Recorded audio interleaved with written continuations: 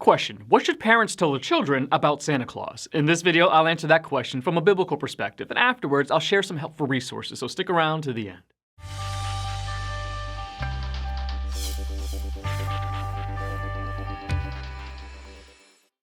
Although Santa Claus is a mythical figure, his creation is based in part on a great Christian man named St. Nicholas of Myra, who lived in the 4th century.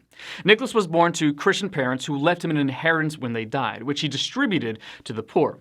He became a priest at a young age and was well known for his compassion and generosity. He had a reputation for giving gifts anonymously. He would throw bags of money into people's homes and sometimes down their chimneys under the cover of night to avoid being spotted. Nicholas passed away on December 6, sometime around the 340s or 350s AD, and the day of his death became an annual feast in which the children would put out food for Nicholas and straw for his donkey.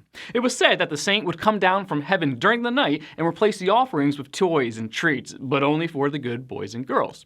There are many different versions of the legend of St. Nicholas, but all are the inspiration for the jolly, red-suited gift giver that we now know as Santa Claus. Many Christian parents are torn as to whether or not they should play the Santa game with their children. On the one hand, he makes Christmas fun and magical, leaving wonderful holiday memories for years to come. On the other hand, the focus of Christmas should be on Jesus Christ and how much he has already given to us. So, is the story of Santa Claus an innocent addition to Christmas festivities, or is he a subject that should be avoided? Parents need to use their own judgment in deciding whether or not to include Santa during the holidays. But here are some things to consider. Children who believe that the gifts they receive Christmas morning are from a magical man with unending resources are less likely to appreciate what they have been given and the sacrifices made by their parents in providing them. Greed and materialism can overshadow the holiday season, which is meant to be about giving, loving, and worshiping God.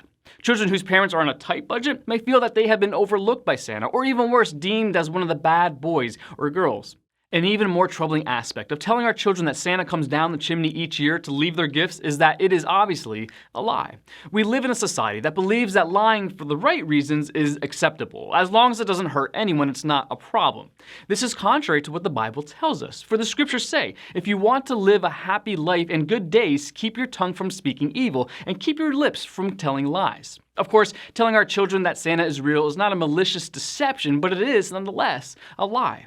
Although it is probably not typical, some children honestly feel deceived and betrayed by their parents when they find out Santa isn't real. Children trust their parents to tell them the truth, and it's our responsibility not to break this trust. If we do, they will not believe more important things we tell them, such as the truth about Christ, whom they also cannot physically see. This doesn't mean we must leave Santa completely out of Christmas. Children can still play the Santa game, even if they know it's all pretend. They can make lists, sit on his lap at the mall, and leave out cookies and milk on Christmas Eve. This will not rob them of their joy of the season and gives parents the opportunity to tell their children about the godly qualities of the real St. Nicholas, who dedicated his life to serving others and made himself into a living example of Jesus Christ. Hungry for more? Subscribe so you don't miss the next video. Visit gotquestions.org for more great content, and check out the details section below this video. There's one book I recommend along with several links to related articles. If you'd like to learn more about Bible Munch, or if you're interested in bite-sized devotionals, subscribe to Bible Munch on YouTube. It's linked right here. Now remember, you got questions, the Bible has answers, and we'll help you find them.